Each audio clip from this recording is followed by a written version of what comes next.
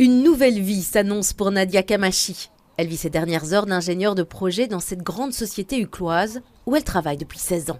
Le sentiment que j'ai aujourd'hui, c'était un grand jour parce que le fait de devoir travailler maintenant pour la collectivité, c'est vraiment mon engagement politique. Dynamique, souriante, cette maman de 3 enfants qui a grandi à Saint-Gilles nous emmène dans son quartier favori, rue Hoyer, là où elle vit à Anderlecht depuis 15 ans avec son époux.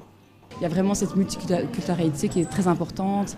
Et puis surtout, durant ma campagne, j'ai pu rencontrer ces personnes, j'ai pu rencontrer les commerçants de proximité, j'ai pu rencontrer des gens qui sont venus vers moi avec leurs problématiques. Engagée dans le social depuis toujours, cela fait seulement 1 an que Nadia a rejoint les Verts. Déjà dans ma jeunesse, j'étais celle qui se présentait comme déléguée de classe pour représenter ses petits camarades, qui rencontrait la direction pour faire part de problématiques, mais également de pouvoir apporter des solutions.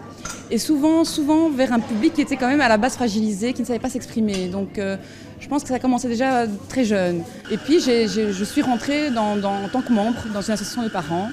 Et c'est là très clairement que mon engagement a vraiment débuté. 747 voix de préférence, une 3e place chez les écolos anderlechtois. La voilà portée par le soutien de ses proches et de ses parents, originaires du Maroc. Fille de parents immigrés, moi j'ai eu la chance d'avoir l'ascenseur social à un moment donné par rapport aux politiques qui étaient mises en place. Parce qu'il y avait une Belgique qui était solidaire, qui était forte.